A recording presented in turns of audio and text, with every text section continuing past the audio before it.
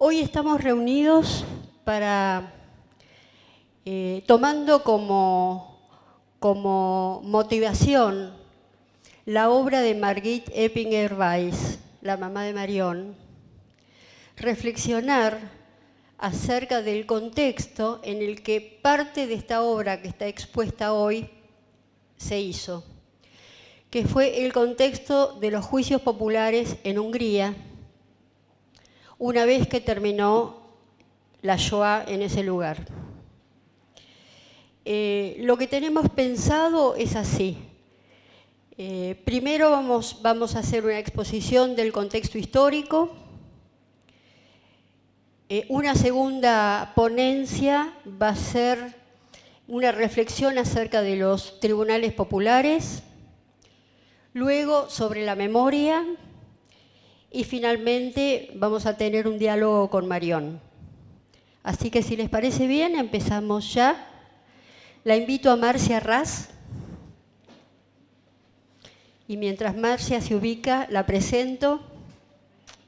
Marcia es historiadora de la UBA, magíster de la Université de Toulouse-Le Mirail, Francia, becaria de Yad Vashem, becaria del European Holocaust Research Infrastructure, becaria del Holocaust Research Institute, Royal Holloway, Universidad de Londres.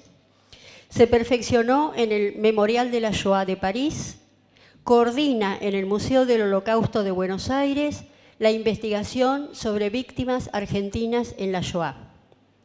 Hablará sobre los aspectos históricos de la solución final en Hungría, la participación de los húngaros nazis congregados en el partido Cruz Flechada y en particular las acusaciones sobre los jerarcas involucrados y que fueron retratados por Margit Eppinger-Weiss.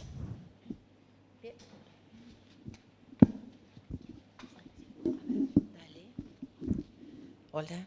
Sí. Gracias. Bueno, buenas noches a todos. Antes que nada, yo quería agradecerle a Marion muy especialmente esta invitación y a Daniel. Me siento honrada. ¿Se escucha? Bien cerca, bien cerca. Ahí se escucha mejor. Bueno, gracias Marion, gracias Dani. Para mí siempre es un honor que alguien piense que yo tengo algo para decir, así que se agradece muy especialmente. Bueno, el Holocausto ha sido definido, tiene muchísimas definiciones, pero una de ellas es un mosaico de episodios discretos. Es decir, nosotros podemos concentrarnos o en la imagen general del acontecimiento o concentrarnos en cada una de estas piecitas que constituyen historias singulares o de colectivos menores del Holocausto. Hoy, que nos vamos a concentrar un poco en la obra de Margit Eppinger-Weiss, nos vamos a concentrar en Hungría, y yo tengo la triste tarea de tratar de explicarles en más o menos 15-20 minutos cómo fueron asesinados unos más de 500.000 judíos húngaros en el año 1944. Así que, bueno, esta es la tarea que me toca a mí dentro de este panel. Hacia marzo de 1944, el Tercer Reich ya había logrado asesinar más o menos unos 4.500.000 judíos a lo largo y a lo ancho de Europa. Sin embargo, quedaba un territorio dentro de cuyas fronteras los judíos, las comunidades judías estaban todavía relativamente intactas de la solución final, es decir, no se habían iniciado las deportaciones allí. Estos judíos húngaros habían logrado sobrevivir, como digo yo, relativamente ilesos hasta principios de 1944 gracias a la frontera del Estado húngaro y necesitaban a esas fronteras políticas para ser protegidos de los alemanes. Y acá nos vamos a encontrar con una historia que es la de una disputa entre las ambiciones alemanas y los objetivos húngaros con respecto a los judíos que vivían dentro de estas fronteras. Antes de seguir adelante, la triste singularidad de los judíos húngaros, o de la historia de los judíos húngaros, es que sobrevivieron en su enorme mayoría hasta marzo de 1944 y que después fueron asesinados en un periodo de tiempo muy corto, y sobre todo cuando los perpetradores sabían perfectamente que Alemania iba a ser derrotada en la guerra. Es decir, que a pesar de eso, igual se esforzaron en liquidarlos. Hungría, como todos saben, estaba regida por el almirante Horthy desde 1920, y en la medida en que después del ascenso de Hitler al poder, Alemania fue ganando o recuperando la preeminencia que le correspondía dentro del contexto continental europeo, Hungría cada vez quedó más bajo la esfera de influencia alemana. Sin embargo, vamos a hacer muy brevemente esta clase de historia en algunos aspectos.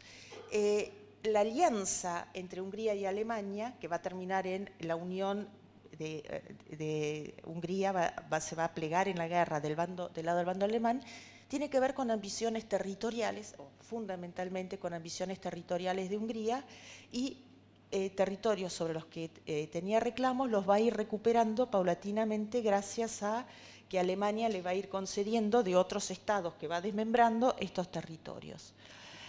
Sin embargo, hay que decir que esta alianza entre Hungría y Alemania reposaba sobre un equívoco. Los gobernantes húngaros aspiraban a ampliar el territorio húngaro y los alemanes aspiraban a hacer historia, ¿sí? Y de la forma en que ellos entendían hacer historia era la de construir un imperio racial como nunca se había visto hasta entonces.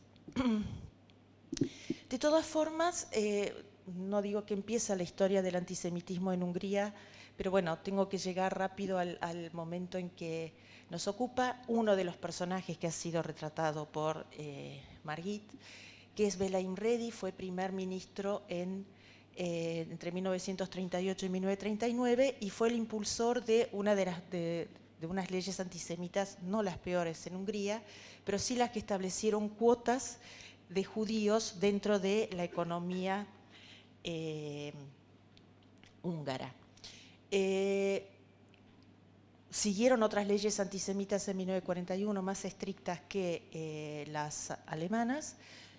Hubo algunas expulsiones de judíos de nacionalidad extranjera y algunas matanzas aisladas, pero bajo su dominio, bajo el dominio húngaro, los húngaros no iniciaron las deportaciones. Es más, en dos ocasiones en 1943, una de ellas, Horthy, a Hitler le negó el pedido de iniciar las deportaciones. Sí, debe ser dicho porque es así.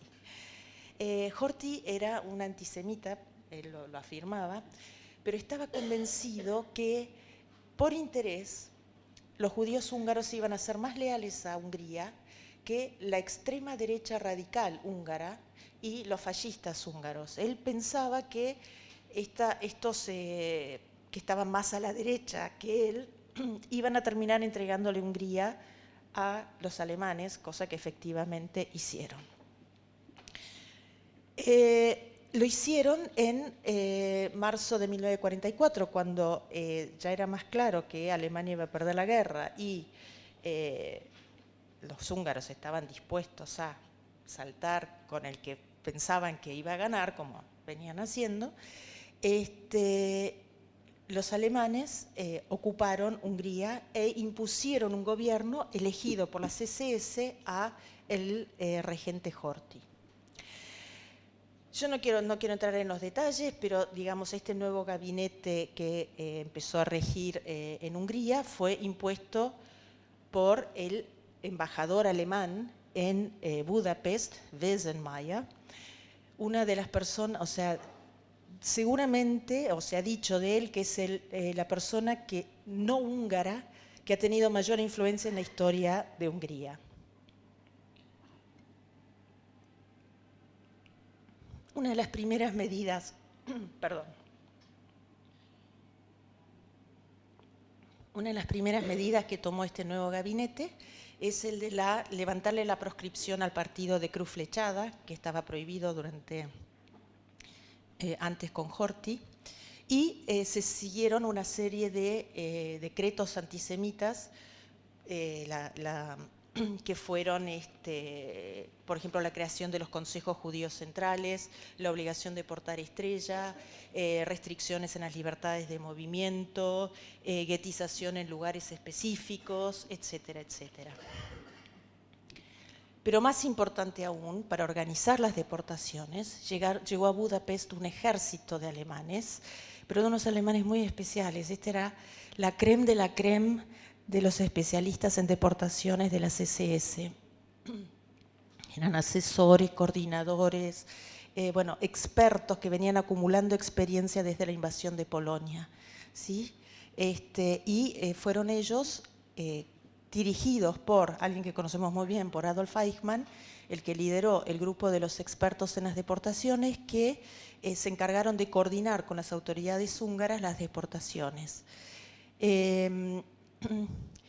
Eichmann creó lo que él se llamaba, en la terminología nazi, ¿no?, un Einsatzsonderkommando, que fue el componente más formidable de la máquina de destrucción en Hungría, ¿sí? Y la velocidad, la escala y la eficacia que adquirió este Sonderkommando tiene que ver con, como digo yo, el know-how que habían adquirido o venían adquiriendo desde la invasión de Polonia.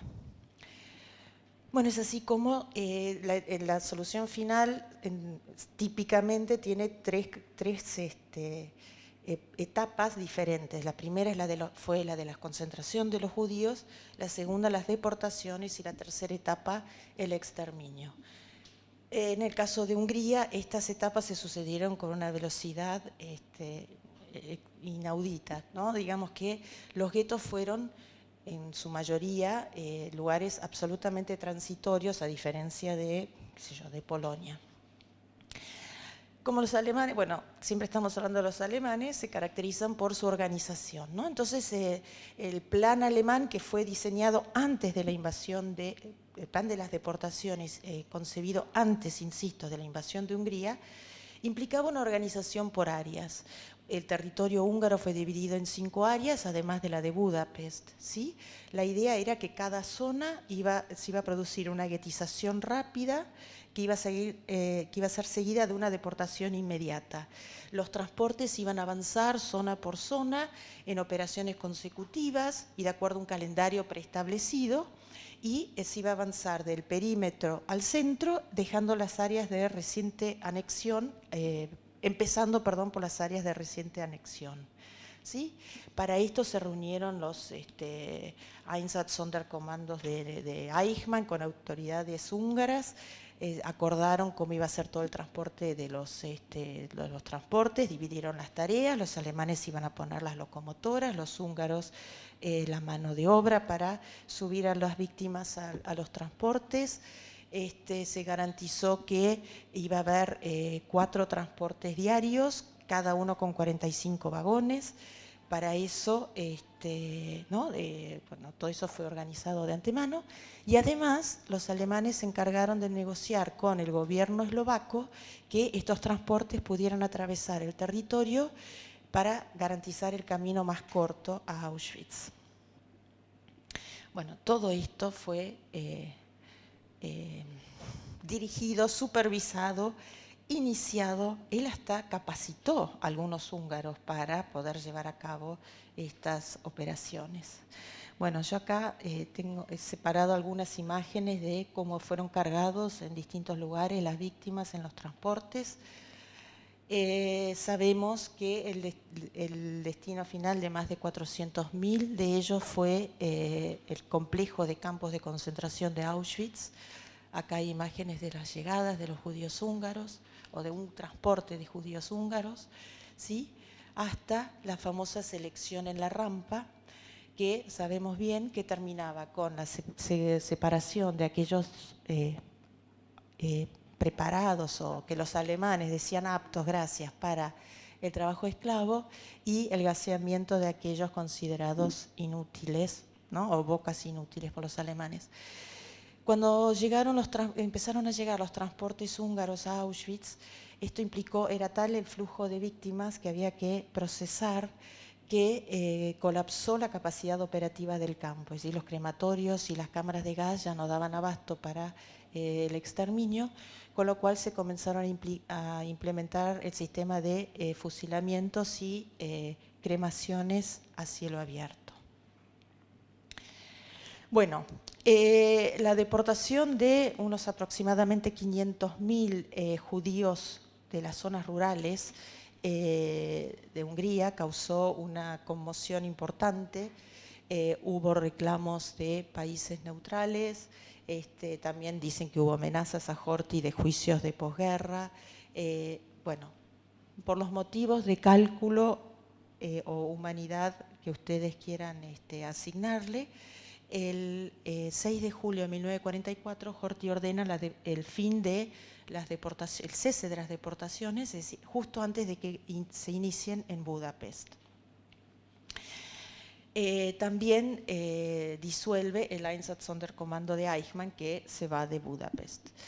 Pero a mediados de octubre va a haber los alemanes van a impulsar un golpe de Estado en Budapest y así acaba de llegar al poder, digamos, va a ser un gabinete en pleno de Cruz Flechada, que debe ser dicho, no eran personas respetables en la sociedad húngara, pero era el único partido pro-nazi que quedaba en Hungría en octubre de 1944.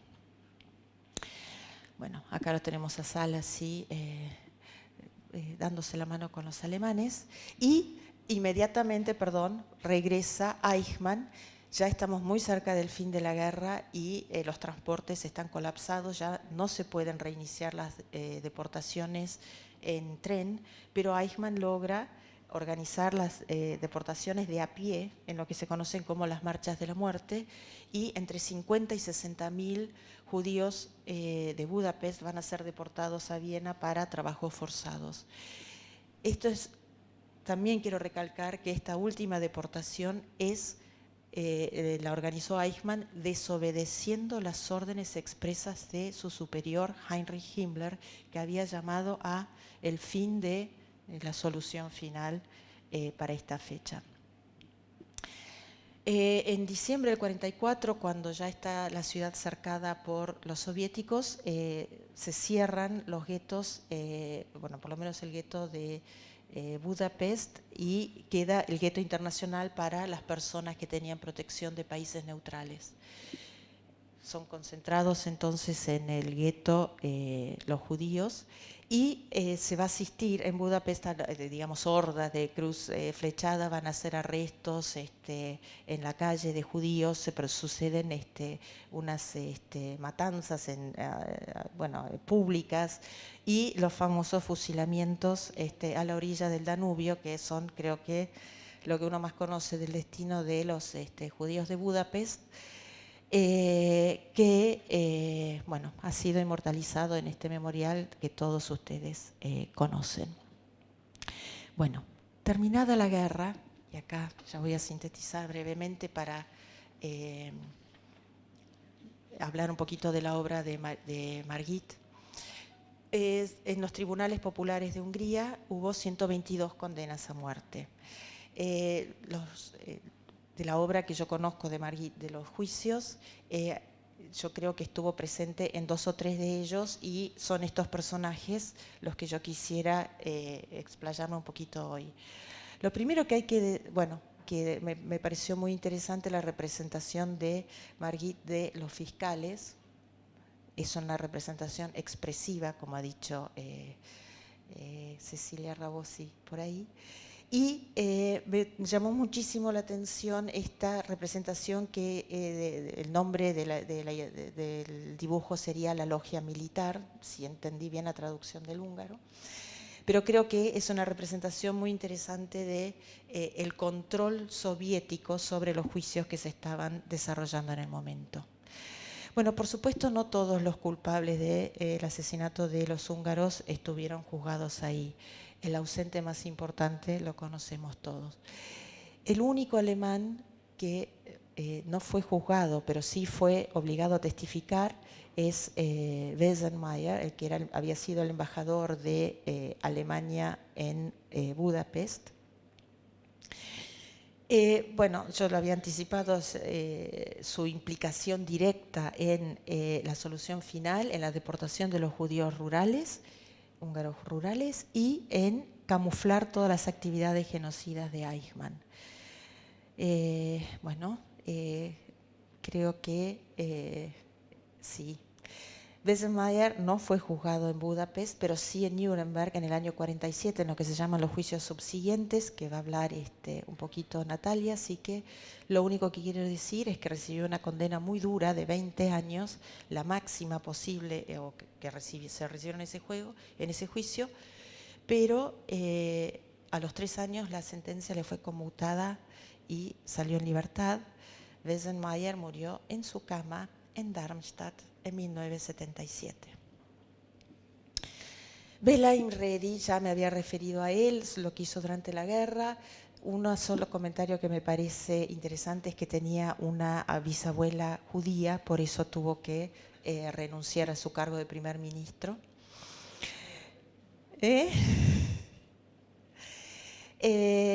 Creo que personalmente las representaciones de Margit, de Imredi, son las que a mí me parecen las más logradas, pero bueno, eso es una apreciación personal.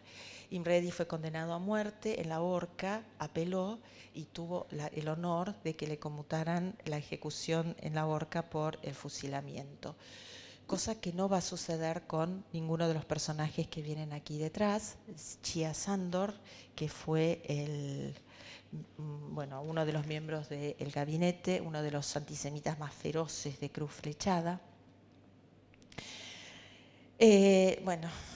Sandor y sus acólitos, ¿sí? Todos, no es ningún spoiler, van a ser condenados y ejecutados en la horca. Entre ellos Gabor Kemeny. Kemeny fue el integrante más joven del gabinete de Szálasi y fue su canciller y fue el que le informó a Hitler, o sea, precipitó el golpe de Estado porque fue el que le informó a Hitler que Horthy estaba negociando una paz por separado con los soviéticos.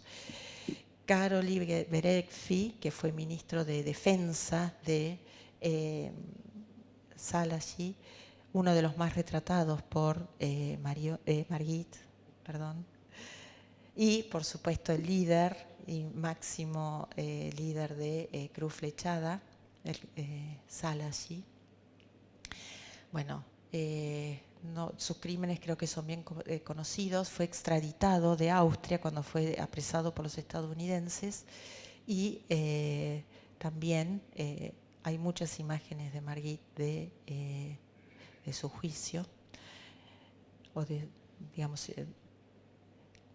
y ahí lo ahorcamos una vez más. Muchas gracias.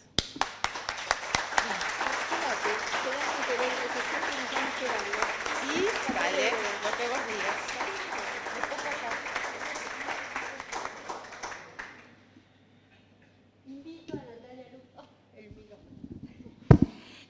Invito a Natalia Lutherstein a que se acerque.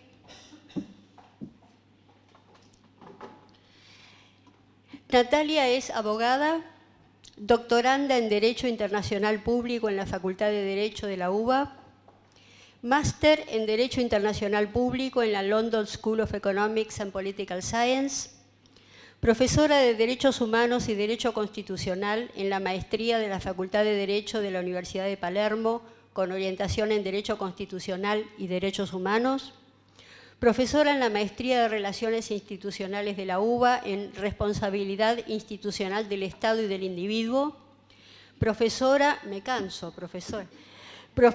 la Maestría en Derecho Penal del Mercosur de la UBA a cargo del procedimiento penal ante la Corte Penal Internacional. Nos hablará sobre los juicios a perpetradores de genocidios, en particular a los que tuvieron lugar ni bien terminó la guerra, antes incluso que los juicios en Nuremberg y Tokio, los tribunales excepcionales que funcionaron en Polonia, Checoslovaquia, Yugoslavia y Hungría.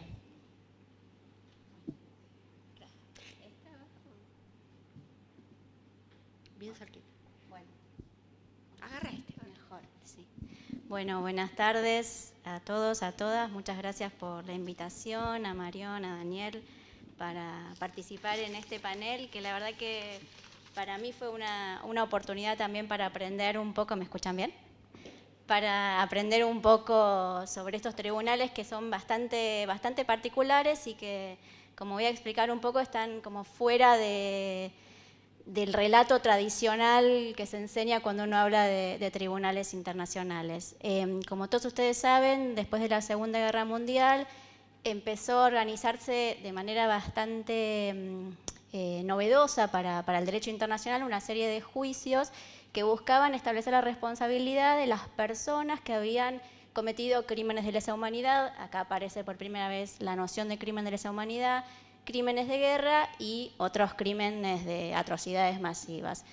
Por supuesto, los más conocidos en este sentido, como saben, es el Tribunal Militar Internacional de Nuremberg y el Tribunal Militar Internacional de Tokio, que uno es lo que suele leer sobre estos temas. También aparecen dentro del relato tradicional lo que se llama los tribunales de ocupación, los tribunales militares de ocupación de Alemania. Alemania, después de la rendición, queda ocupada, partida en 4 por Estados Unidos, el Reino Unido, la Unión Soviética y Francia, y en el marco de lo que se llamaba el Consejo de Control Aliado se dicta la ley número 10, por la cual se establece como una base jurídica común para que los tribunales militares de ocupación juzguen a las personas que no fueron juzgadas por el Tribunal Militar Internacional de Nuremberg y de Tokio, que juzgó a las jerarquías.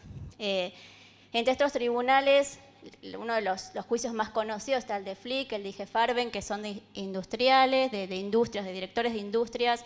Por un lado, los que utilizaron el trabajo esclavo de los alemanes, y por el otro, los que fabricaban el gas Ciclón B, que se usó en los campos de exterminio, y también lo que se llamó el juicio de los ministerios, que voy a volver más adelante porque es el juicio que mencionaba Marcia de recién, donde terminan condenando a Wessenmeier. Sin embargo, más allá de esto, muy poco se sabe de otras instancias de juzgamiento de la segunda posguerra, como la que nos convoca hoy, que son estos llamados tribunales del pueblo o tribunales populares, que aparecen muchas veces aún antes del Tribunal Militar Internacional de Nuremberg. Como saben, el Tribunal Militar, el internacional, se crea con lo que se llama el Acuerdo de Londres de agosto de 1945. Vamos a ver que algunos de estos tribunales todavía aparecen unos meses antes. Y estos tribunales, de alguna manera, responden a un proyecto también del Partido Comunista Soviético, que tenía una visión sobre qué hacer con los autores o los criminales nazis de la segunda posguerra. Más allá, que yo me voy a concentrar en el de Hungría, podemos mencionar algunos solo de mención. En Polonia, el Tribunal Nacional Supremo, que actuó entre el 46 y el 48, tuvo como objetivo entonces juzgar a los criminales nazis en el territorio, los que habían cometido crímenes en el territorio de Polonia. En Checoslovaquia también se armó un tribunal del pueblo bastante parecido al de Hungría, y en Yugoslavia también se llevaron a cabo este tipo de juicios, pero ya no con un tribunal especial conformado como tribunal del pueblo, sino con tribunales ordinarios, los tribunales que ya existían en Yugoslavia antes de la guerra.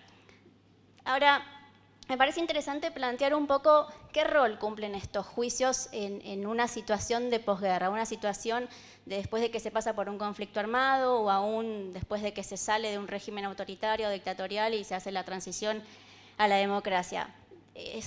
Digamos, suele hacerse la discusión respecto de qué hacemos. Miramos para atrás, damos vuelta a la página. Si miramos para atrás, ¿qué hacemos con lo que vemos?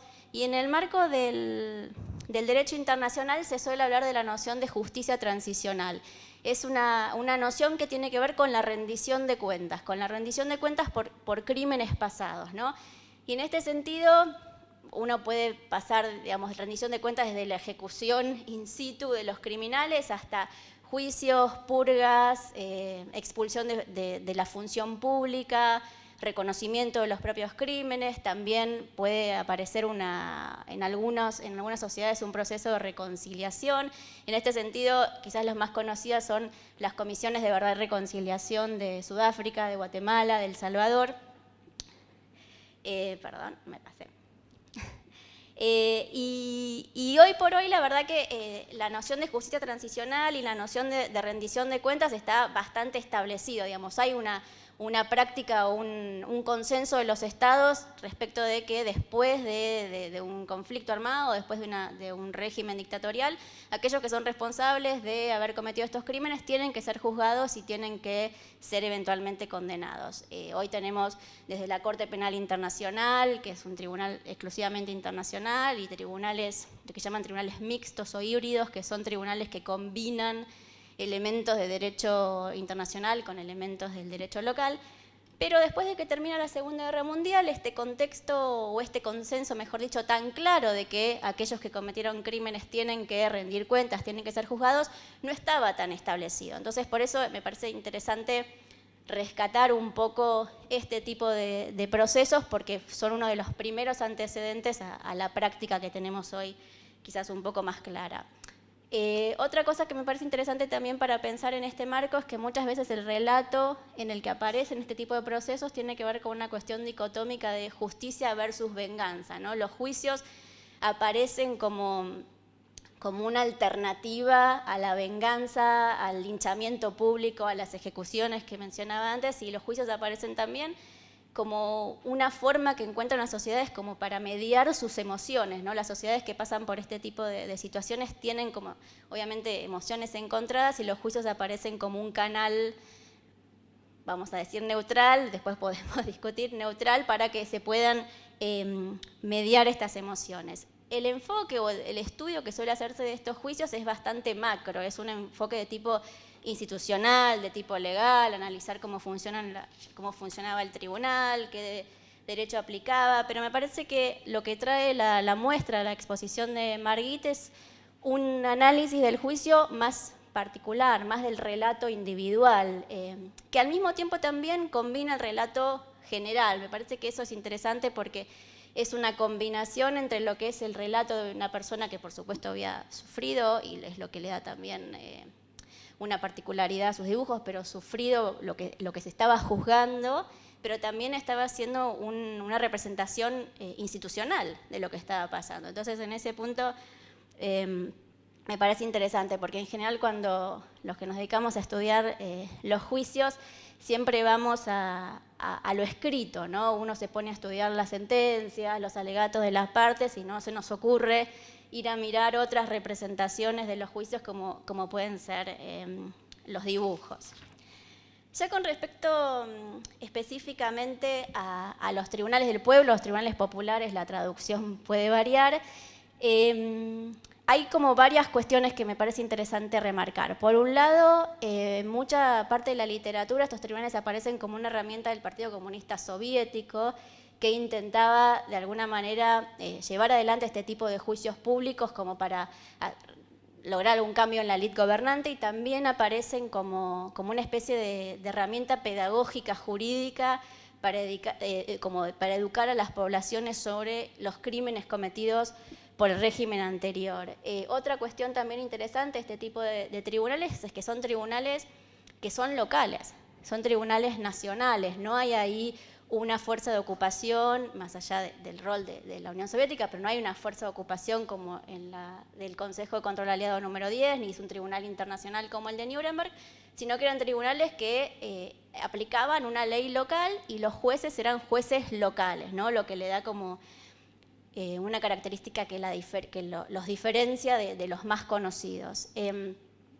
Sin embargo, también es interesante pensar en cómo aparecieron, o la razón digamos, la base jurídica de por qué se crearon. El 20 de enero del 45, cuando se firma un armisticio en Moscú, y Hungría es parte de ese armisticio, Hungría se obliga, a través de uno de los puntos del armisticio, que era el punto 14, se obliga a cooperar para la detención y el juzgamiento de los criminales nazis. Entonces, sobre la base de esa obligación que nace de ese acuerdo, el primer ministro dicta un decreto, que es un decreto, el decreto 81 del año 45, por el cual crea esta institución de los tribunales del pueblo, y dicta un estatuto específico que es el que va a regular su funcionamiento. El estatuto, como cualquier estatuto de un tribunal, nos va a decir cómo está compuesto, cuál es el derecho que tiene que aplicar, cuáles son las penas que podía aplicar el tribunal. Y este estatuto es anterior, de vuelta, al Estatuto del Tribunal Militar de Nuremberg, y sin embargo hay algunas cosas que son bastante interesantes, por ejemplo, en términos de los crímenes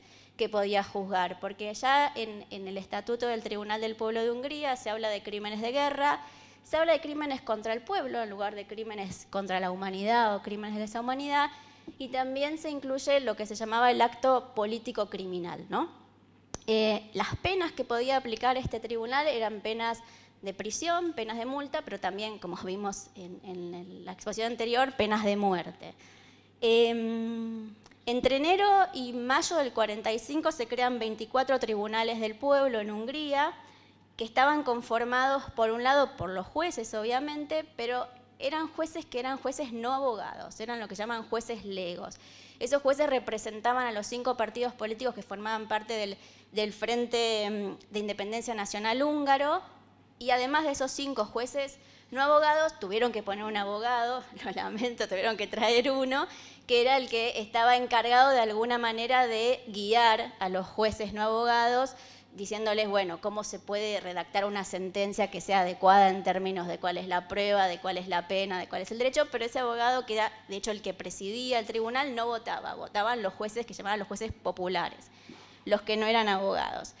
Queda medio raro a veces pensar en tribunales que estén conformados por no abogados, pero en ese momento era una característica que también, por ejemplo, compartía el Tribunal Supremo de Polonia, que también tenía una conformación mixta de abogados y no abogados. Hoy actualmente en Japón, también existe la figura del juez lego, del juez no abogado, y de última también podemos pensar en los juicios por jurados. Cuando hay juicio por jurado, quien decide sobre la culpabilidad o inocencia de una persona son personas que no tienen formación jurídica necesariamente.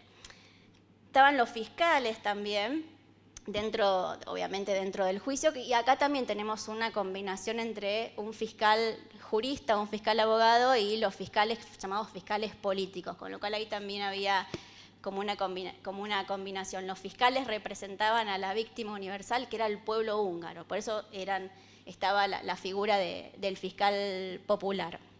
Estos juicios empezaron ya en febrero de 1945, ya fue el primer juicio, que duró un día y que se condenó a las personas que eran 3 capellanes de una unidad de trabajo de la frontera oriental a pena de muerte en un juicio que duró un solo día.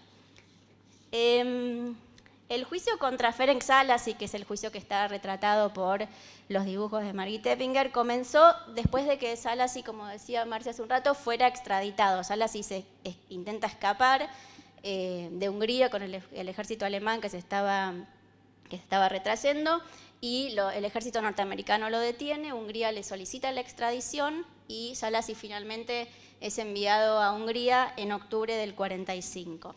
En febrero del 46 empieza el juicio contra Szálasi. Los cargos que tenía Szálasi eran básicamente un cargo de traición que tenía que ver con esto que contaban hace un rato, el haber cooperado con los alemanes, básicamente cuando la guerra ya estaba prácticamente terminada y perdida para el eje, un cargo de traición, pero también vamos a ver que aparecen cargos de crímenes de guerra que tienen que ver un poco más con la situación de los judíos en Hungría, aunque vamos a ver también que no fue realmente el centro del juicio contra Szálasi.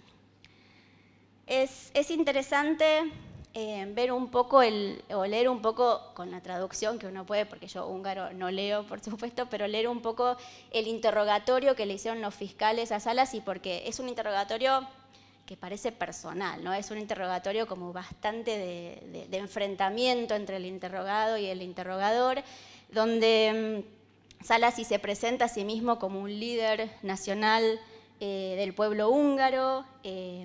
Habló durante 4 horas seguidas en una especie de alegato, discurso, diatriba, donde habló de lo que él llamaba la ideología húngara, filosofó sobre la sociedad humana, Europa, el rol europeo de Hungría, y se defendió del cargo de traición diciendo que Cruz Flechada, el grupo el que era líder, al cooperar con los alemanes, no había cometido traición porque los alemanes eran los aliados de Hungría en ese momento. También es interesante ver que del interrogatorio participan los jueces y que también las preguntas de los jueces son muy en tono de reproche, diciéndole, bueno, vos sacrificaste, digamos, a la nación húngara para extender el gobierno de Hitler por solo unos meses y desde un punto de vista de la defensa, Salas si tenía abogado defensor, esto no lo aclaré, es un poco fuerte, digamos, el tono personal muchas veces de ese interrogatorio.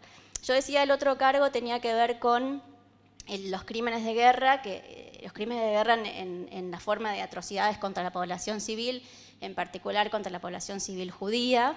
En ese punto Salas sí negó absolutamente cualquier tipo de conocimiento de las matanzas de los judíos y las deportaciones de los judíos en Budapest, y finalmente cuando terminó su discurso les agradeció a todos los guerreros heroicos que lo habían acompañado, ¿no? Un discurso, por supuesto, con un tono bastante político, no solamente jurídico.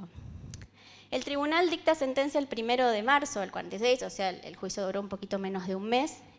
Lo declararon culpable por ejecuciones ilegales y tortura de personas, el empeoramiento de la situación de Hungría en la guerra, el rechazo del alto el fuego, la asunción del liderazgo en el gobierno de Klub-Flechada, y fue condenado a muerte y lo ahorcaron en público el 12 de marzo. No tuvo, hace 2 días y algunos años, no tuvo la respuesta que sí tuvo el otro Imredi, que él pudo, digamos, ser ejecutado a través del fusilamiento, que eso tenía algún tipo de honor militar. Salas sí pidió lo mismo, se lo negaron. Hay una declaración del presidente del Consejo del Tribunal del Pueblo diciendo que de ninguna manera podrían haber absuelto a Salassi o siquiera perdonarlo, porque Salassi no era un criminal de guerra solamente para Hungría, sino que era un criminal de guerra para toda la comunidad, y que entonces Hungría hubiese perdido mucha reputación frente a los demás países si hubiese decidido perdonarlo después de la condena. El juicio de Salassi, como les decía hace un ratito, no se concentró exclusivamente en los crímenes de guerra, si bien fue condenado por esos cargos, ni en el destino de los judíos húngaros, sino que se basó más que nada en la cuestión de la traición de Salassi frente a la situación de Hungría en la guerra. Algo más de información en términos de juicio sobre el destino de los judíos húngaros aparece en el juicio que mencionaba Marcia hace un ratito contra Bessenmayer, que era el embajador plenipotenciario alemán en Hungría. Ese juicio se llevó a cabo, digamos, como 2 años después, ya no en el marco de un tribunal popular o un tribunal del pueblo, sino en lo que se llamaban estos tribunales de ocupación de la Ley de Consejo de Control Aliado número 10. Ahí cuenta él en el juicio y se dice en la sentencia que él conoció a Salassi y que había recibido la orden del gobierno alemán de poner a alguien en el poder que pudiera llevar a cabo, digamos, la solución final y cumplir con el exterminio de los judíos húngaros. Y el panorama, también, como deben saber, sobre el destino de los judíos húngaros en términos judiciales, digamos, en términos de relato de una sentencia, se termina de cerrar con la sentencia Eichmann. Eichmann fue eventualmente juzgado en Israel, la Corte de Distrito de Jerusalén en diciembre de 1961 dicta la sentencia, y en la sentencia hay un capítulo, por supuesto, específico sobre el destino de los judíos húngaros, que de hecho se llama el último acto de la tragedia de los judíos de Europa, digamos, del Holocausto en Hungría. La sentencia de Eichmann lo califica como el último acto de la tragedia de los judíos en Europa. La sentencia contra Eichmann menciona a Salassi, lo menciona como un líder extremista del grupo Klub-Flechada, que fue nombrado primer ministro por orden de los alemanes y que además permitió que se reabrieran negociaciones con Eichmann para retomar de alguna forma las deportaciones. Es interesante, en la sentencia contra Eichmann se dice que si bien Eichmann obviamente venía con la orden de los alemanes de llevar adelante las deportaciones, Salassi le dice: yo me quiero ocupar de los judíos. O sea, hay como un pedido de Salassi que está receptado en la sentencia contra Eichmann a los alemanes diciendo: Klub-Flechada se quiere encargar de los judíos húngaros. Sí. Para cerrar, me gustaría como una pequeña reflexión, compartir una pequeña reflexión con ustedes. El testimonio visual de los dibujos de Margit Eppinger es particularmente significativo para comprender las emociones que subyacen en este tipo de juicios con este tipo de cargos. En el caso de las imágenes, la subjetividad de quien vivió las violaciones que son objeto del juicio, como era el caso de Margit, se suma también a la subjetividad misma o propia de un artista para brindar, mediante los trazos de sus dibujos, un relato gráfico de la experiencia judicial. A diferencia de la información que uno puede encontrar en un expediente judicial, sobre un proceso, los dibujos nos dan o nos cuentan los gestos, las interacciones de los actores del proceso, de los jueces, de los abogados, de los defensores, de los acusados, la mirada también, que eso no aparece en los expedientes judiciales. Por eso para mí son una contribución que nos permite revisitar este momento histórico desde otro lugar, desde un espacio estético que muchas veces el discurso más frío del derecho deja de lado. Muchas gracias.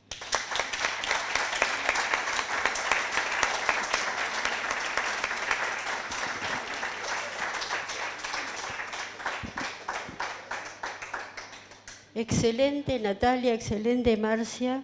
Estoy impresionada de todas las cosas que todavía no sabía. Es inagotable esto, ¿no? Mi nombre es Diana Wang y Dani y Marión me invitaron, además de coordinar la mesa, a hablar sobre la memoria. La memoria para mí es una diosa evanescente. Es raro que los sobrevivientes tengan o conserven fotos, objetos, documentos de su vida anterior a la Shoah. Cada uno es una gema preciosa, una prueba de que hubo una vida antes. Es tanto el horror desplegado por lo que se sabe de la Shoah que queda la idea de que ahí empezó todo. Parafraseando a la Biblia, al Génesis, que en el principio fue la Shoah. Los registros y documentos son la evidencia de que no fue así. Los sobrevivientes también, porque fueron cubiertos por el horror después de haber sido niños o jóvenes, de haber jugado, de haber soñado, de haberse ido a dormir cobijados por sus padres, sin temer despertarse habiéndolos perdido. Los hijos de sobrevivientes, o los que fueron muy chicos, no recuerdan nada. Recibimos un impacto enorme. Yo soy hija de sobrevivientes, por eso hablo en primera persona. Recibimos un impacto enorme al ir a los lugares de los que tanto escuchamos hablar. Cuando tenemos la fortuna de encontrar y ver los documentos en los registros catastrales, en las oficinas públicas o donde sea que los encontremos, su potencia es reveladora porque hace concreto lo que hasta ese momento había sido un relato. Nombres, fechas, lugares, nacimientos, muertes, son datos que proveen a nuestra historia de un nuevo piso más firme y no sorprendentemente más real sobre el que estar parados. Descubrir nombres de tíos, abuelos, bisabuelos, primos que no sabíamos que habían existido y que podríamos haber conocido si no hubiera pasado lo que pasó. Y guardar esos datos, nombres, referencias, personas, historias, fotos, cartas, nos construye en una nueva dimensión. No todos hemos nacido en Europa, pero muchos de los que visitan los lugares de origen de sus familias dicen, curiosamente, que vuelven, aunque no nacieron ahí. Nunca estuvieron, pero cuando van, vuelven. Somos pocos los que disponemos de lo que hoy estamos viendo en esta muestra. Marión y su hermano, sus hijos y nietos, tienen el privilegio de compartir este pedacito del mundo de Margit, donde están su mano y su ojo, su determinación y delicadeza, su valentía y emoción. Dani recuerda a la abuela Meme, la ve pintando con cualquier elemento sobre cualquier superficie.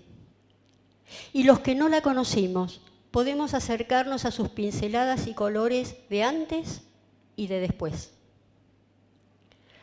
Pero también a sus trazos nerviosos, con una carbonilla dramática, e imaginarla dibujando afiebradamente para no perder ese gesto, para registrar y guardar ese clima, para documentar el momento en el que el perpetrador es juzgado y se enfrenta con su víctima. ¿Cuál habrá sido la emoción en la que se sumergía? ¿Habrá sido odio? ¿Venganza? ¿Ansiedad? ¿Desesperación? O tal vez fue tanta su determinación en documentar eso tan trascendente que pasaba, que se disociaba de su propia historia y se abstraía del horror para poder ser fiel en ese registro urgente. Sus dibujos son el documento visual del juicio. Dan tanto valor que tienen que son propiedad del Museo y Archivo Judío de Hungría. La memoria es elástica, lábil y movediza. ¿Qué es lo que uno recuerda cuando pone en acción su memoria? Hoy se sabe que lo que uno recuerda no es el hecho en sí, sino que uno recuerda lo que dijo la última vez que contó el hecho en sí. La memoria no es un documento, sino que es la portadora de la emoción, de esa otra verdad, que es la verdad de la marca personal. Esa verdad que se va resignificando a medida que uno vive, porque puede descubrir siempre, siempre nuevos rincones desde donde mirarla. Los sobrevivientes son urgidos a dar cuenta de su memoria y sus hijos y nietos y la sociedad en general espera sus testimonios para incorporarlos al acervo social. Y tal vez, solo tal vez, aprender algo. Pero si de verdad queremos aprender algo, no es a los sobrevivientes a los que hay que preguntar, es a los perpetradores. Ellos fueron los que ejercitaron el mal. Ellos nos pueden resolver cómo fue eso humanamente posible. Margit estuvo ahí, los tuvo cerca, tocada por su energía, oliendo sus pieles, penetrada por sus palabras, seguramente autocomplacientes del tipo de obedecí órdenes. Margit no necesitó hurgar en su memoria. Tal vez, con excelente buen tino, no confió en ella y dibujó. Uno no elige lo que a uno le pasa, pero sí puede elegir qué es lo que uno hace con lo que a uno le pasa. Margit eligió dejarlo en imágenes. Se fue en 1989 y Dani la recuerda pintando, sin dudar, frente a la tela. Y nos dice que su mirada luminosa y optimista, compasiva y humana, le sigue intrigando y deslumbrando. A nosotros también. Gracias.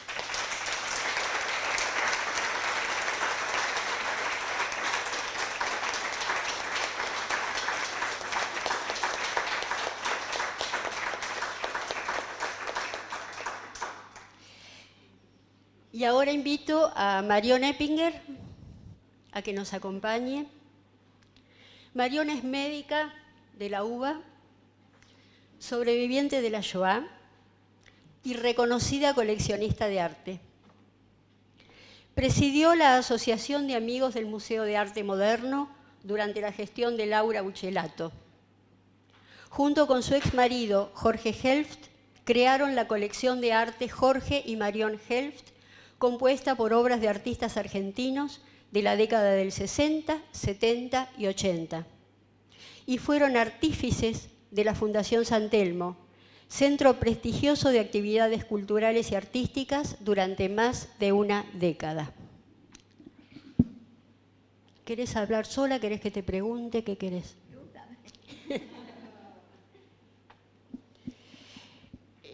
A ver, que te pregunto.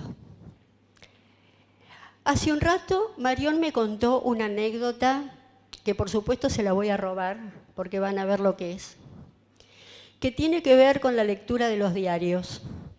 Y me gustaría que nos la cuente a todos.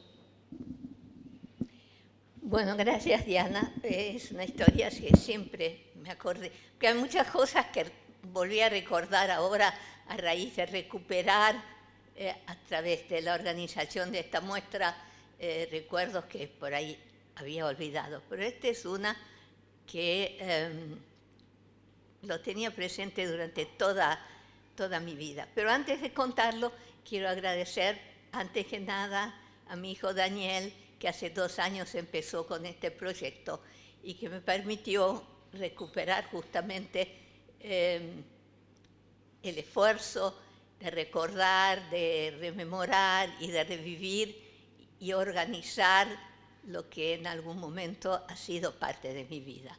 Agradezco a Diana de haber aceptado coordinar esta mesa, a Marcia, a Natalia, enormemente a María Teresa Constantín por haber aceptado esta muestra, que ella en realidad lo hizo sin saber qué va a ser ni quién era la persona a quien va a exponer.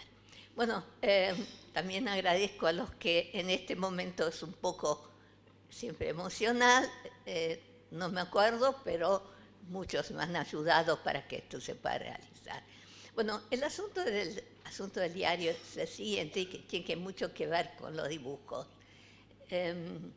Estos personajes que están en los dibujos eran nuestros personajes cotidianos, Bardos y Stoya y Salas y etcétera. Eran personajes del cual se hablaba todo el día en casa. La mañana nosotros subíamos a la cama de nuestro padre, de nuestra madre, desayunábamos juntos y lo primero, ¿qué pasa con el diario?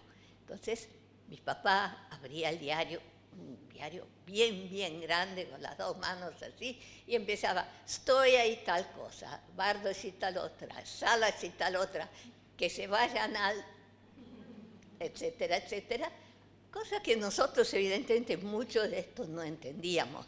Lo único que yo sabía, que en algún momento no muy lejos, esta guerra se iba a terminar, y entonces el diario va a salir en blanco, diciendo en grande, paz, y después nunca más va a haber diarios, porque al final, ¿para qué tenemos diarios si no es para hablar de Stalashi, de Stoyay, de Bardoshi, que están acá dibujados? Bueno, con estos personajes me encontré 1 año y medio más tarde, cuando ya una niña de entre 11 y 12 años, mi madre salía todos los días para dibujar en estos juicios. Me acuerdo permanentemente que ella volvía a la noche blanca, nerviosa, destruida, y todos los días repetía alguna frase que había escuchado. Este dijo, yo no me arrepiento. El otro dijo, sí me arrepiento. Yo no me acuerdo qué es lo que dijo, pero todos los días había elegido alguna frase que de alguna manera representaba la emoción de ese momento. Así que esto empezó en la niñez con estos dibujos. Estos dibujos desaparecieron de mi vida por muchos años, estaban guardados en un cuaderno donde mi madre los fotografió porque el original lo había donado a los museos de Hungría. Y retomando la historia esta que contó Marcia y Natalia, y ayudándoles con algunos detalles de lo que yo me acordaba, me ayudó también a mí revivir ese momento de una infancia realmente muy lejana, una infancia que ya tiene más de 75 años de antigüedad. Así que eso de alguna manera fue muy lindo.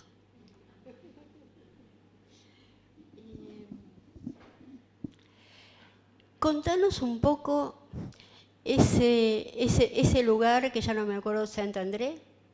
Ah, me acordé. Ese lugar que era como una especie de colonia de artistas, en donde estaba tu mamá y otros artistas, y vos también estabas. Contanos ese lugar, que para mí era un tema desconocido, y hay muchas pinturas que son de ese lugar y ese periodo. Es de después de la guerra, ¿no? Después de la guerra, como cita Cecilia Arabossi, Amara y en Terra a Terra, había unas ganas de revivir una nueva vida. Después entraron los rusos y bueno, y pasó el peor momento de la, digamos, de la liberación más que de la invasión para nosotros. Hubo como ganas de vivir intensamente. Y mi mamá y mi papá eran parte de este deseo. Reconstruyeron su fábrica, reconstruyeron su departamento, compraron muebles, etc. Mi mamá abrió su casa a los artistas. Los artistas venían una vez por semana a reunirse y en el verano íbamos con los mismos artistas a la colonia de artistas, a un pueblo a 20 kilómetros de Budapest. Ese pueblo que se llama Saint-André, que existe todavía y que es muy visitado, porque hoy en día es la ciudad de esas ciudades artísticas donde están todos los artesanos, las galerías de arte, etcétera, y donde en realidad ha cambiado muy poco el panorama. Son las mismas casas que ustedes verán, si habrán visto el pequeño video que está en la habitación de al lado y que fue filmado en el año 1947. Y ahí uno vivía junto con los artistas, se iba a bañar al Danubio, miraba cómo pintaban, discutía las pinturas, y yo chiquita andaba entre las patas de los grandes, escuchando, mirando, y un poco sorprendida cuando íbamos al borde del Danubio, donde a mí no me dejaban bañarme por la corriente, solamente cuando iba algún grande que me pudiera cuidar. Y yo me extrañaba cómo estos grandes no van a 5 minutos a bañarse. Y había que esperar que alguien se tomara el trabajo de ir al agua conmigo, rogar por favor, etc. Y que la noche íbamos a las tabernas y ahí se cantaba y, bueno, se tomaba cerveza. Y yo siempre entre los... Y, bueno, son los recuerdos que quedan de esa época y esa ciudad sigue siendo igual. Mi mamá pintó la iglesia, que es la emblemática de ese lugar, y en el video, o película mejor, creo que es un 16 milímetros, hecho en el 47, se ve todo ese ambiente. Otra cosa que me llamó la atención, yo les estoy contando tonterías, pero que son tonterías que a mí, como recuerdo, me cuentan. Se ve las mujeres que llevan el agua en un balde. En ese lugar donde pasamos el verano no había agua corriente. Y una de mis tareas era ir a la plaza del pueblo con el balde y traer el agua para cocinar, para lavarse los dientes, etc. Hay exhibido en uno de los del espacio de exhibición un cuaderno.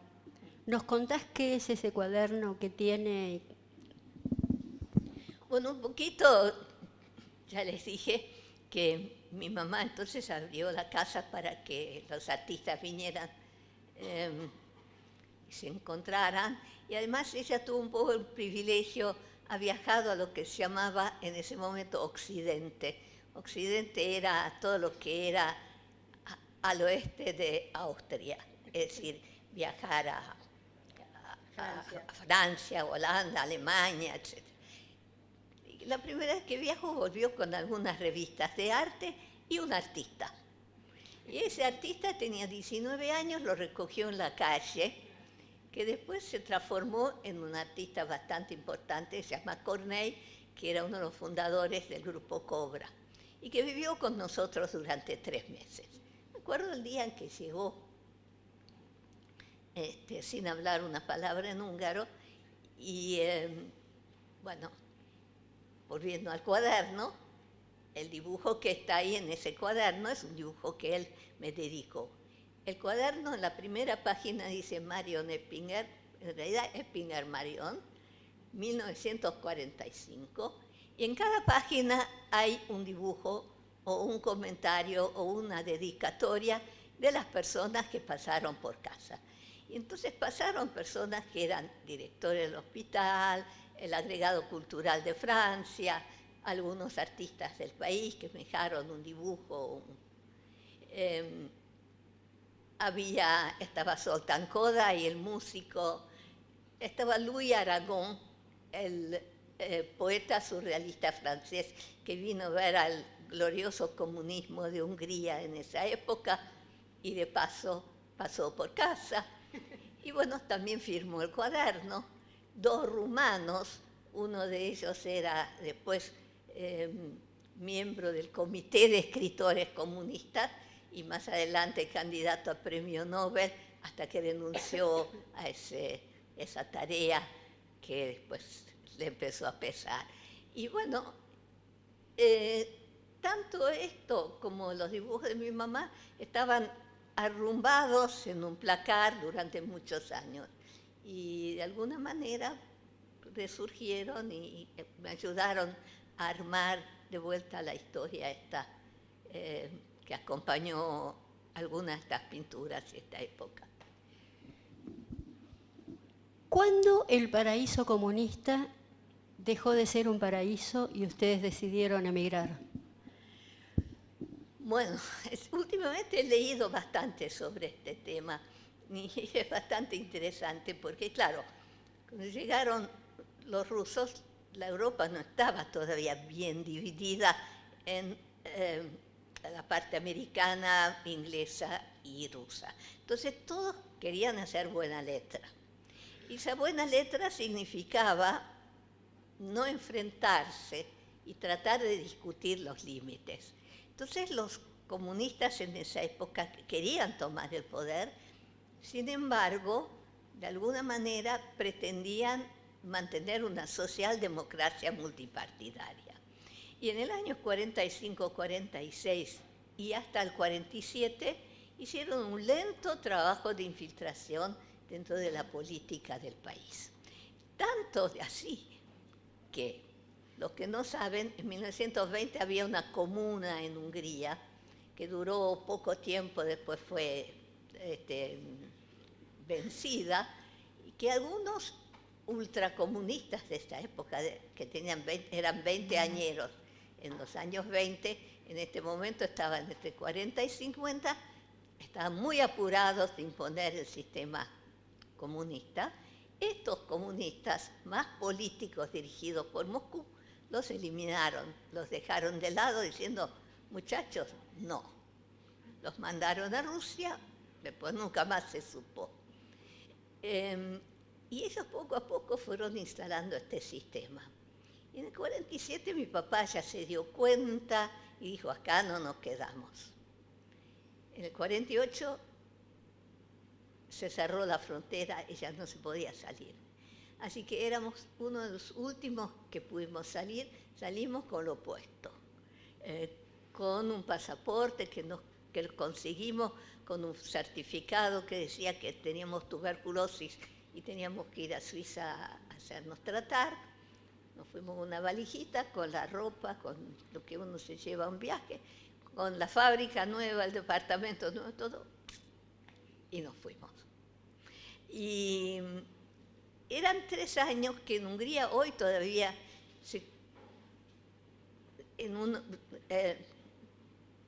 hemos preparado un catálogo libro en el cual uno de los artículos se va a referir a estos 3 años, escrito por una persona en Hungría, porque fueron unos años muy importantes culturalmente en Hungría. 3 años en que renació la música, la cultura, la literatura, el arte, y que, bueno, después por muchos años tuvo tiempos muy difíciles para sobrevivir. Pero nosotros tuvimos la suerte de irnos en el 47, porque en el 48 ya no se podía salir. Me haces acordar a lo que una vez dijo un sobreviviente de Bolonia, que tuvo todos los premios, Goethe, Campos, tuvo todo, que él decía, los pesimistas se fueron, y los optimistas nos quedamos. Me hiciste acordar a eso. Claro, lo que pasa es que cuando uno una vez fue optimista, la segunda vez es pesimista precozmente. Tal cual, tal cual, tal cual. Con mis padres fue igual. Llegó el comunismo y dijeron, no, esta ya no. Tenemos unos minutos. Si alguien quiere hacer una pregunta, un comentario, estamos las 4 acá. Los invito a que lo hagan.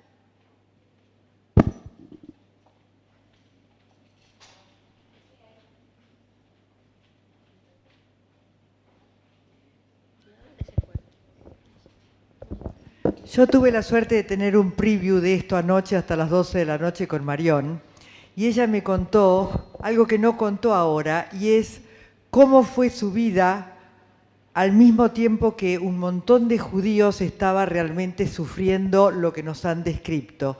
Y la verdad que también hace al panorama, y me parece, a mí me conmovió, y me parece que también nos los tenés que contar acá, porque ella tuvo una vida distinta y eso me parece que completa.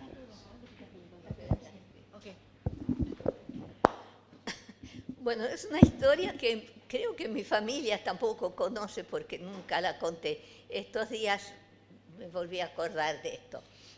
Toda la situación en Hungría era muy surrealista.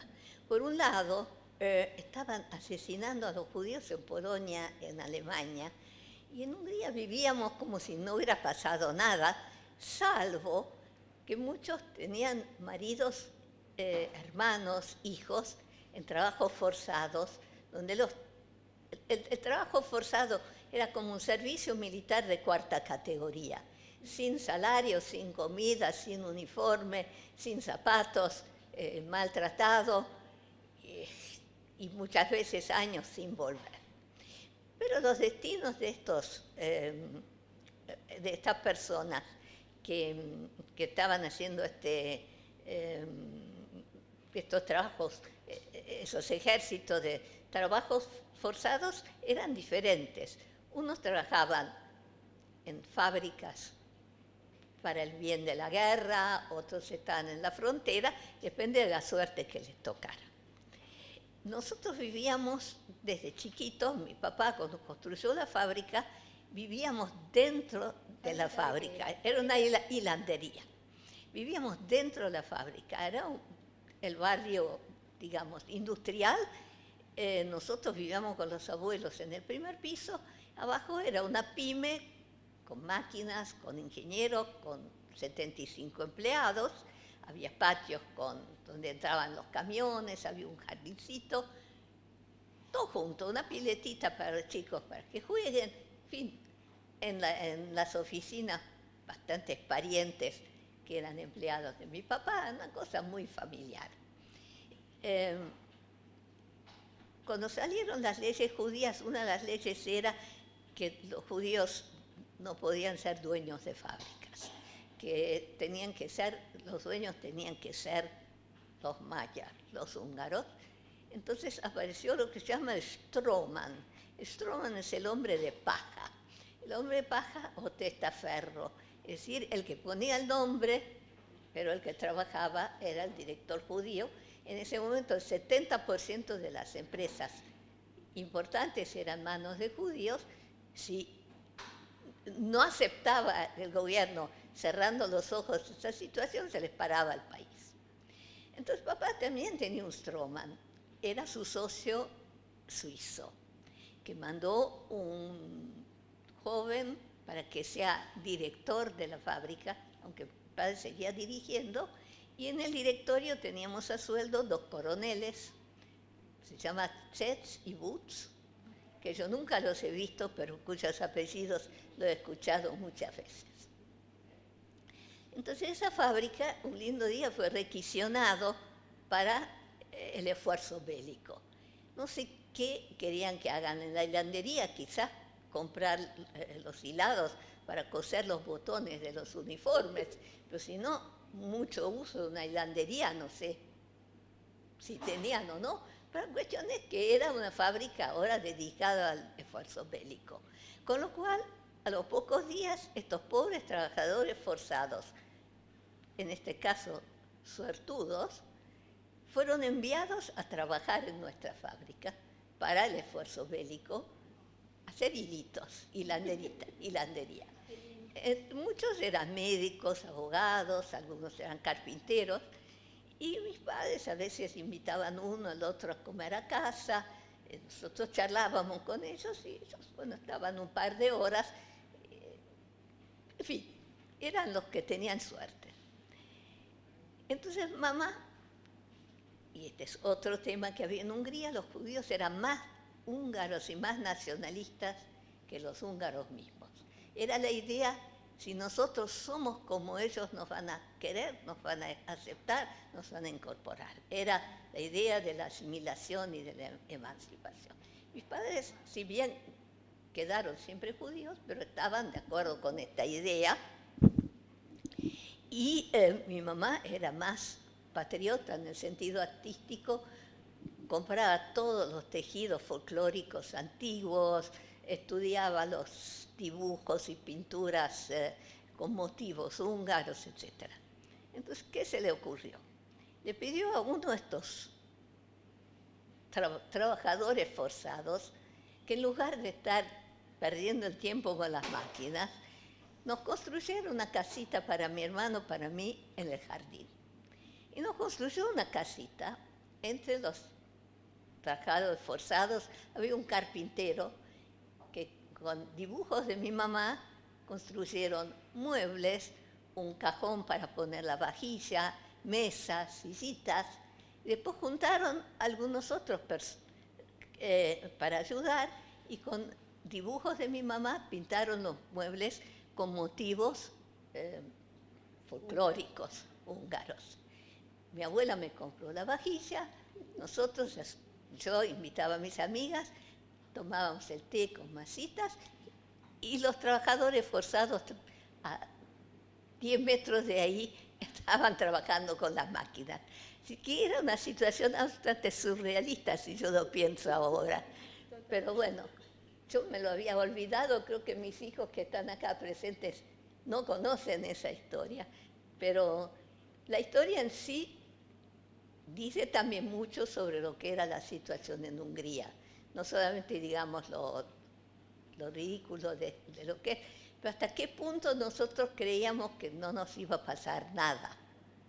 Hasta qué punto nosotros seguíamos viviendo una vida más o menos normal, cuando algunos ya los habían llevado y cuando meses después nos llevaron a 500.000 al matadero, así nomás, sin buen día, sin adiós, sin pedir permiso, de un día para el otro.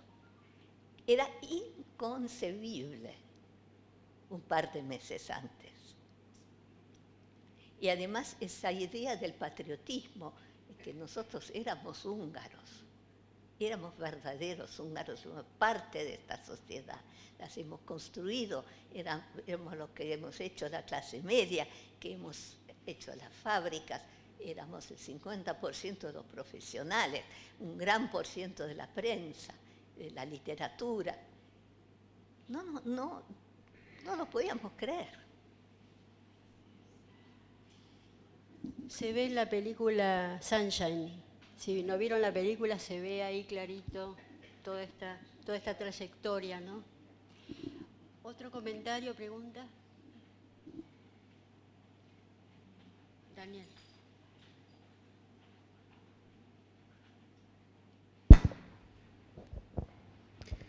Muchas gracias a las 4 porque fue realmente conmovedor y de gran ilustración. Pero quería contar brevemente y después hacer una pregunta, que el año pasado... El que habla es Daniel Sapsay. Bueno, no importa. El año pasado tuve la suerte de visitar por primera vez Budapest. Yo ignoraba que había una gran sinagoga. Afortunadamente, como me guiaron nuestro embajador y su mujer, en la lista que pusieron, uno de los lugares que más recomendaban era la gran sinagoga. Entonces, cuando me llevaron, entré a uno de los lugares más conmovedores que he visto en mi vida. Primero, nunca había conocido una sinagoga tan grande. Es como una basílica inmensa. Y el comentario era de 1853, lo que llamó la atención porque es el año de nuestra Constitución, que al mismo tiempo creo que Francisco José les reconoció todos los derechos a los judíos que no tenían, inclusive poder ser propietarios. Por eso, en agradecimiento, la sinagoga tiene la forma de una basílica. Y duró y fue reconstruida por judíos americanos que pusieron muchísimo dinero. Curiosamente, el actor Tony Curtis, que no se llamaba Curtis, judío húngaro, fue el que puso más plata, creo que $2 millones. Pero a lo que voy es que uno tiene esa película y ve como una gran reconciliación de Hungría o los húngaros con ese pasado atroz del genocidio y demás. Pero después, a instancias de la embajada, tuvo una reunión con 3 constitucionalistas húngaros. Y me llamó la atención, me la esperaba, ¿no? Pero me llamó la atención la defensa al actual presidente, que es casi un nazi, por no sacarle el casi, ¿no? Evidentemente yo me lo tuve que soportar porque diplomáticamente no nos podían mandar a paseo, hombres grandes, que después me enteré que también habían sido constitucionalistas del régimen ruso. O sea que para justificar el régimen ruso tenían que pasar al actual, y son los mismos argumentos: un presidente que concentra todo el poder, un poder judicial que no es independiente, los alambres de púa para que no entre ningún inmigrado, que lo hicieron perfecto, que no entra ninguno, en fin, todos los atributos de un sistema nazi. Entonces yo sobre todo le pregunto a Marión, ¿cómo se explica esta suerte de firulete? ¿Es un país, un pueblo que en el fondo son tremendamente extremistas, no democráticos y racistas? O, no sé, te pregunto a vos. Yo puedo contestar con una palabra y podría decir sí. Y si tengo que extenderme un poco más en cuestiones sociológicas, 1853, pero más que nada 1895, el Imperio Austrohúngaro le da a los judíos húngaros un estatus igualitario, siendo una religión más, porque además en Hungría había muchas nacionalidades, los eslovacos, los rumanos, etc. Están todos mezclados ahí, como en Rumania hay húngaros, en Hungría hay rumanos, etc. Bueno, los húngaros consiguen la igualdad frente a la ley, que dura hasta 1920, hasta la muerte de Francisco José. Durante Francisco José, la sociedad húngara consiste de una masa de campesinos, después de un grupo de terratenientes y aristócratas y una sociedad de funcionarios. Pero en realidad una sociedad profesional, capitalista, que en ese momento ya estaba en todo lado del mundo, no existe hasta la emancipación de los judíos, que ayudaron a constituir esta clase media húngara profesional, que después dominó el aspecto profesional y cultural en Hungría y causó mucho del antisemitismo. Y si uno ve las leyes judías, estaban concentradas en quitarles el poder de entrar a la universidad o dirigir empresas, pues simplemente celos por el éxito que han tenido en estas profesiones. Con lo cual, los húngaros judíos estaban más que nada aliados a la aristocracia, y esa aristocracia terrateniente no vivía en Budapest, o mayormente miraba hacia Austria o Alemania. Hablaba muchas veces en alemán, temas también, y la cultura también, mucha literatura, etcétera, era en alemán. Entonces, realmente una tradición democrática implantada en una clase media no existió hasta, digamos, la Segunda Guerra Mundial, y los húngaros, siendo un país chico y no teniendo una tradición política, habiendo dependido siempre del Imperio Austrohúngaro, no tenían una identidad política y se dirigían hacia donde el viento soplaba. Eso es la realidad, y lo siguen haciendo. Y no tienen tradición democrática el gobierno que ahora tienen. Es lamentable, bueno, por lo menos en mi opinión, donde hay un dirigente que se quiere perpetuar todo el tiempo que puede, donde muchos intelectuales fueron sacados de sus puestos, reemplazados por acomodados y funcionarios que no merecen estar. Y es una pena porque dentro de todo en Hungría ya se desarrolló una clase media culta que podría cimentar una democracia más del estilo occidental al cual todos aspiramos. Pero bueno. Yo no nací en Hungría, yo nací en Polonia. Y hoy se publicó en un diario polaco, un diario de derecha que se llama, traducido al castellano, Polonia Hoy. Una noticia en primera plana que decía, ¿cómo reconocer a un judío? Hoy. Así que no solamente Hungría. Algo está pasando en el mundo y algo está pasando en los seres humanos. Según el horario ya tenemos que cerrar.